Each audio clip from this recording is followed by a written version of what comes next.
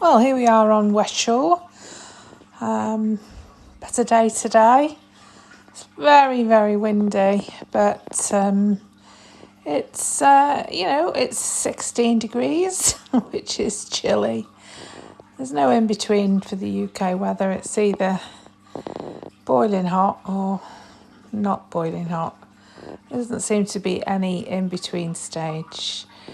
So we're having a little walk along here today, and yesterday we were up the far end, and because the weather was really, really hot, we waited till the afternoon, and then we had a paddle about 3 o'clock. Tide came in about 5 minutes past 4, and so it was nice, but it was rough. The tide was very rough, and didn't let Jess off her lead, but we had a decent paddle. We cooled down, both of us, and it was quite nice. But that was up the far end, the other end, the Great Orme end of West Shore. So we're at this end today and planning on going in the opposite direction, which we've not done for some time. So it'll be quite nice to have a change. Try not to get blown off the path, which is not in a very good state. So that's a bramble there. I'm just saying, not got my shorts on today for the first time in over a week, but I've still got bare legs, so try not to get them scraped on the brambles, which really hurt when you scratch your legs on them. Anyway, the tide's well out. You can see, it's very choppy out there, but it's a long way out. I think it was morning tide when we went, it's still till about 5 o'clock, I think, before high tide. But you can see the sandbanks there, really dangerous at West Shore. I think I've mentioned them before. The tide comes in round the back of you, and it comes in really quickly. So it's usually red flags out when the tide's coming in later. Yes, there we are. You can see Anglesey in the distance. That's one of the platforms where people can try and get to if they do get cut off by the tide. There's 3, 4 of them maybe. You can see how white the tide is there, with the white horses. So this is yesterday. I was saying in the original video that we went down about 3 o'clock, and we were surprised at how rough the tide was for a really hot summer's day. We were expecting a storm around 5, but that didn't materialise. Big dark clouds off in the distance, and the sea was looking very November-y. That's Great Orme just there, you can see. And it was warm. We both had a good paddle. It was still 29 degrees at that point.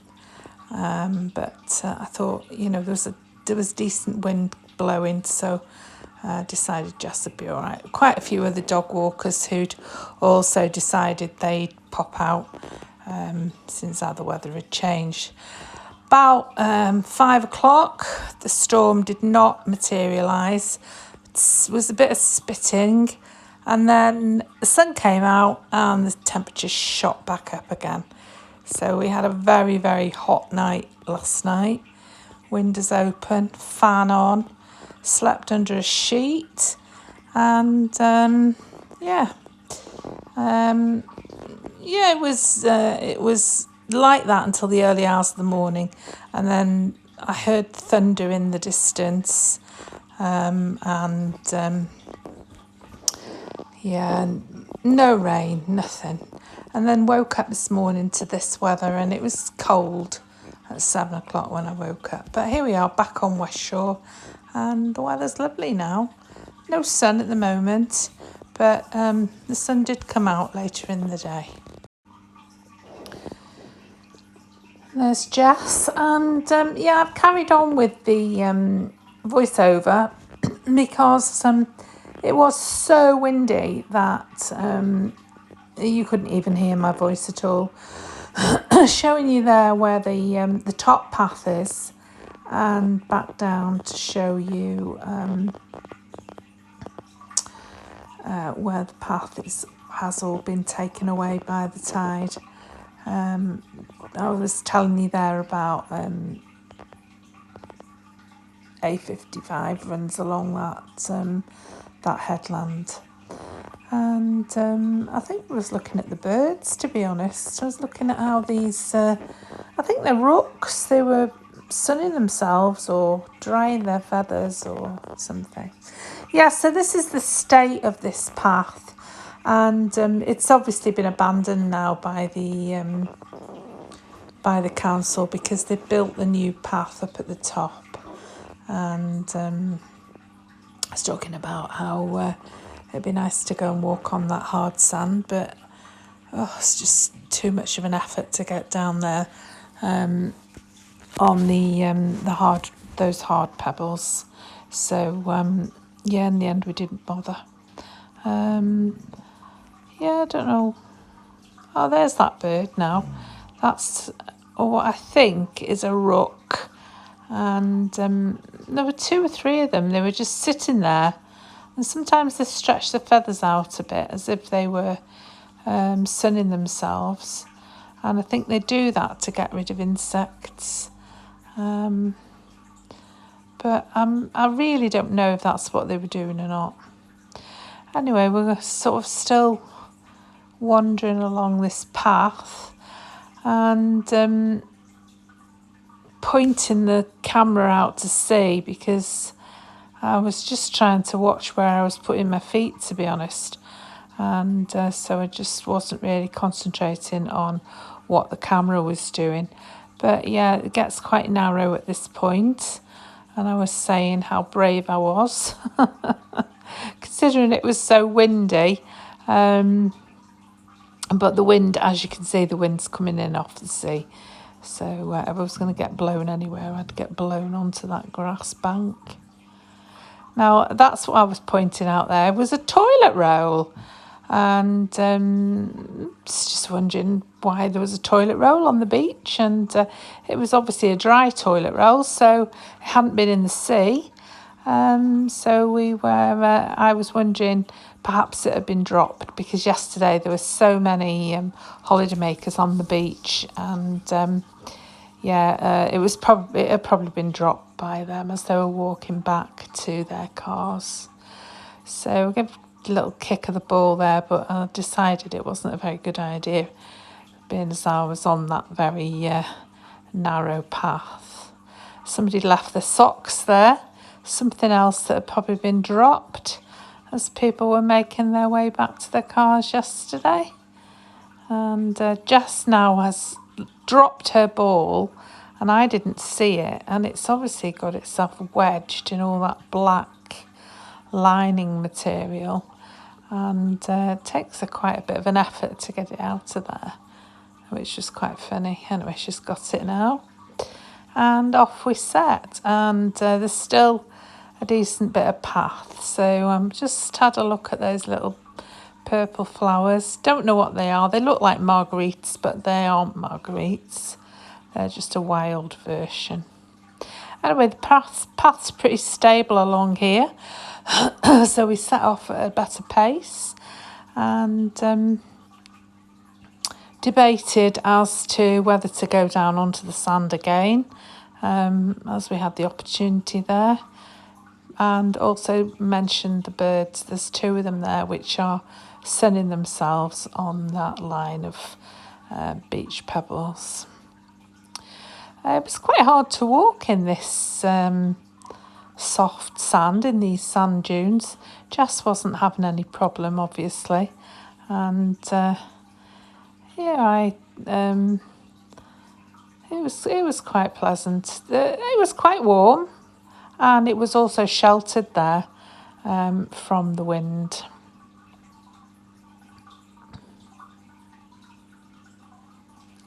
So it opens out again here, and again you can see the headlands in the distance, two headlands.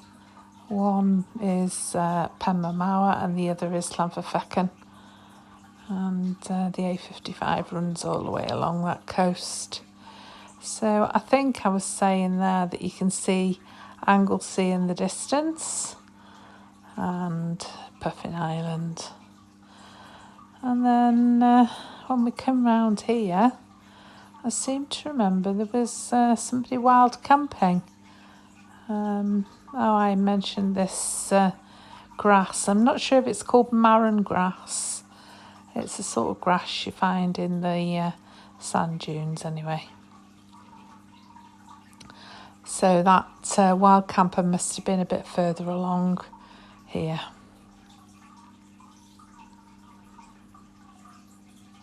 And then I think I was debating whether or not to head on up to find the other path, but I think I talked myself out of that.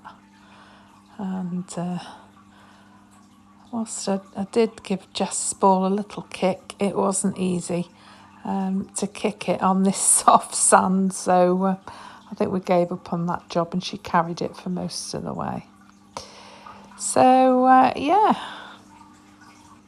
and I think we stopped here to have a look at this thistle. It still hadn't flowered yet, but still looking beautiful nevertheless. I'm sure there's a name for these thistles that you find on the beach, but I've never bothered to find out what they are. So if you know, maybe you could put the answer in the comments below. And yeah, I think we wandered down onto the stones from here. Maybe. Oh no, we didn't. We carried on. Oh, there's the wild camper in his tent. Now I decided not to carry on along, this is actually the old path. So whoever it is has pitched the tent right in the middle of the path. So I decided against carrying on that way and went down onto the edge of the beach and thought I'd have a little bit of beach combing and then see if there's anything to find. In actual fact, there's not a lot to find on this beach. I think I've talked about going down on that hard sand and Jess was on her way, but decided against it, and then talked about walking along to the edge and heading off down onto the sand down there by the spit.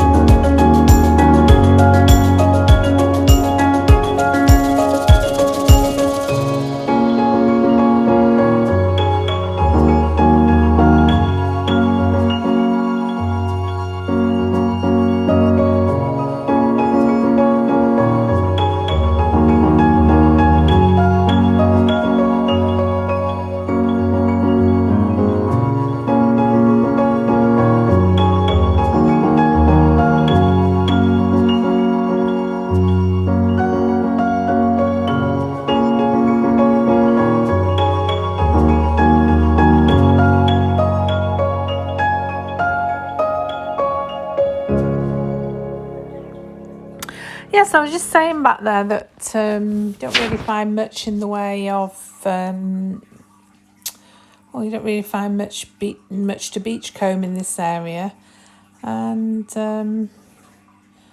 you know, I was talking about having found 2 items of interest back there on the sands behind us, off Morva Beach, and then all of a sudden I came across this, and I thought, oh, I wonder what that is, and it was a piece of ornate iron, and no, I didn't know where it had come from.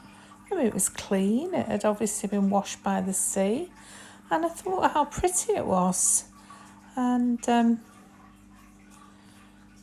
I don't know whether it had come off a boat or I had no idea where it had come from. So I decided I'd take it home with me, and that's what I did, and put it in the garden as something that I'd found on the beach. And then, of course, I found this, and the imagination goes wild, and I was having a look around me because I watch far too much crime drama on the TV, and I was thinking about the smiley face killers and thinking, oh my goodness, I hope there's nobody around here having a look, you know, for somebody to murder,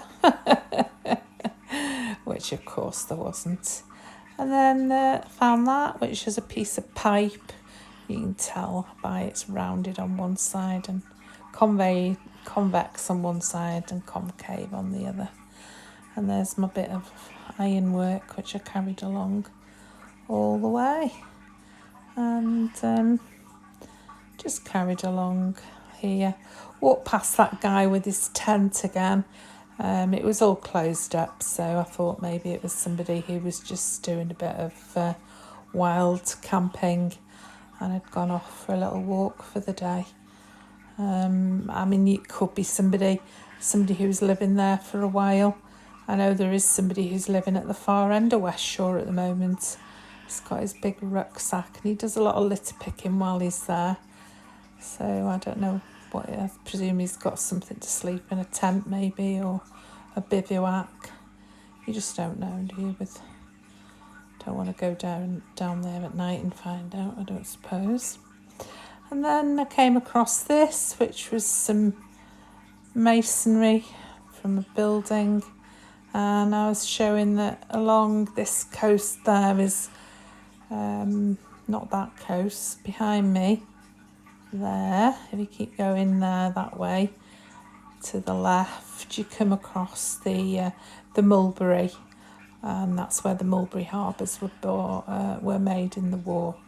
That'll be a trip. I think I have done a trip at some point. And then we found this another bit of masonry there, and half a house brick, I think it was. And then I made some silly comments about walking the plank, which I proceeded to do, and yeah, managed to do that quite well. Give Jess's ball a little kick, and another house brick there, and then we set off again back towards the main part of West Shore. And Jess would have carried on all day. I thought about going up on the dunes and trying to get up to the Welsh path, but to be honest, it's a bit too steep, and unless you know which one you're going up, which bit of sand dune you're going up, you could end up in a difficult situation with you could end up on the fencing, and you might not be able to get up to the path in the end. So it's easy coming down. I've come down from that path a few times, but I've never actually managed to go back up to it from the beach.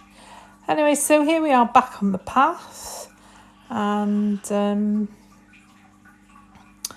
yeah, we walked along here and back to the place where the water board have a building, and I noticed that the grass was very badly burnt just along here.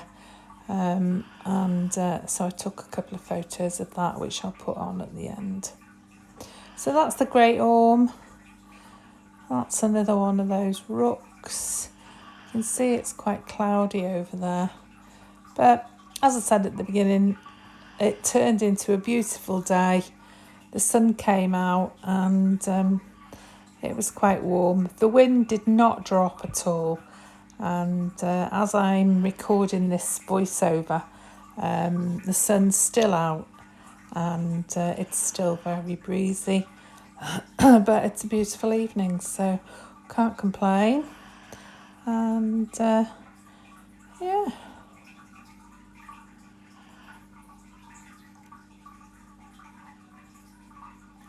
So we're back to this part of the path where it's a little bit narrow. And these rooks are everywhere, aren't they? Look at them. Well, we do have a rookery by my house. I don't know what I was looking behind me for, but you can see there's the sun behind the clouds. Oh, there we are. Yeah, there was a small aircraft in the sky, but it's really difficult to manage to keep an eye on them because they're moving so fast, and obviously the other thing is keeping them in focus.